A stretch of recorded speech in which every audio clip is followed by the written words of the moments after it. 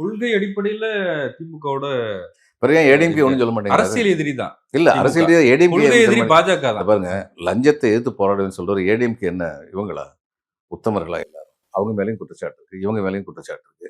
அப்ப என்ன இது சொல்றாங்க, நேத்து நடந்த இதுல ஒருத்தர் வந்து சொல்றாரு, யுவர் நேம் சேக், அவர் வந்து சொல்றாரு, அவங்க செத்த பாம்புங்க ஏடிஎம்கே, அதை எதுக்கு பார்க்கணும். நான் கேட்டேன், ஏங்க 65 69 எம்எல்ஏ அசம்பிளியில் வச்சிருக்க ஒரு கட்சி வந்து செத்த பாம்புன்னு எப்படிங்க சொல்றீங்கன்னா அதுக்கு பதில் இல்லை. அதனால இவர் வந்து என்னன்னா, ஏடிஎம்கே ரீப்ளேஸ் பண்ணணும், டிஎம்கே மட்டும் திட்டிக்கிட்டே இருந்தா சரி, ஏடிஎம்கே ரீப்ளேஸ் பண்ணி ரெண்டாவது பெரிய கட்சியா வந்துடலாம். இதைத்தான் பிஜேபியும் விரும்புது. அவங்களும் ஏடிஎம்கே வீக்கன் ஆகி தாங்கள் ரெண்டாவது பெரிய கட்சி ஆகணும்னு நினைச்சாங்க. இன்ட்ரெஸ்டிங்கா இருக்கு.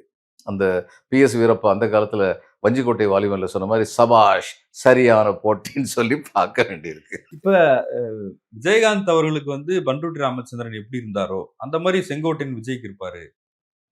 பண்ருட்டி ராமச்சந்திரன் வந்து எம்ஜிஆருக்கே அட்வைசரா இருந்தார். எல்லா விஷயத்திலும் இல்லை, பல விஷயங்கள்ல எம்ஜிஆருடைய கான்ஃபிடண்டா இருந்தார்.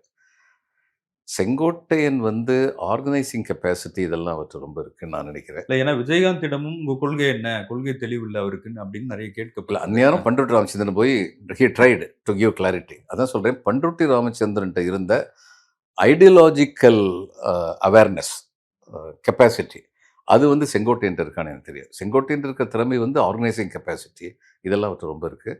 ஆனால் அந்த மாதிரி ஐடியாலஜிக்கல், அதாவது சில பேர் வந்து கொள்கைகளை உருவாக்கும் தகுதி படைத்தவர். உதாரணமாக பல பேருக்கு தெரியாது, Bertrand Russell was a philosopher. அவர் ஒரு தத்துவ ஞானி. Doctor Radhakrishnan was an interpreter of philosophy. அவர் தத்துவத்தை விளக்கியவர். ஆனால் அவர் தத்துவ ஞானி கிடையாது. இது வந்து யாருக்கு தெரியும்?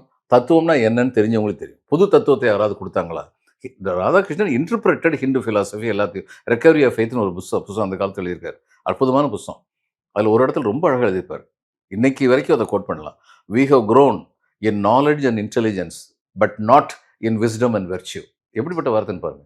அது மாதிரிலாம் அவரால் ரொம்ப அழகாக இன்டர்பிரட் பண்ணியிருக்காரு. But he did not come out with any new theory. But Bertrand Russell game.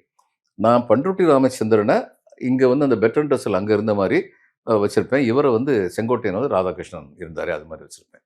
அதனால அப்படிப்பட்ட கிளாரிட்டி இவரால் கொடுக்க முடியும். திருப்பரங்குன்றை பத்தி ஏன் பேசல அப்படின்னு இன்னைக்கு வரைக்கும் நம்ம கேட்கிறோம். ஆனா கூட வந்து விஜய் அவர் பேச்சிலேயே போற போக்குல சொல்றாருல்ல, இப்ப எரியிற நெருப்புல எண்ணெய் ஊற்றக்கூடாது, மத அரசியல் நம்ம பண்ண மாட்டோம், அது தேவையில்லைன்னா பேசுறாரு. அப்போ ஒரு இடத்துல எரிஞ்சுக்கிட்டு இருந்தா நீங்க எண்ணெய் ஊற்ற வேண்டாம், தண்ணி ஊற்ற வேண்டாமா? ஒண்ணுமே சொல்லாம சும்மா உட்காந்துருந்தா என்ன அர்த்தம்?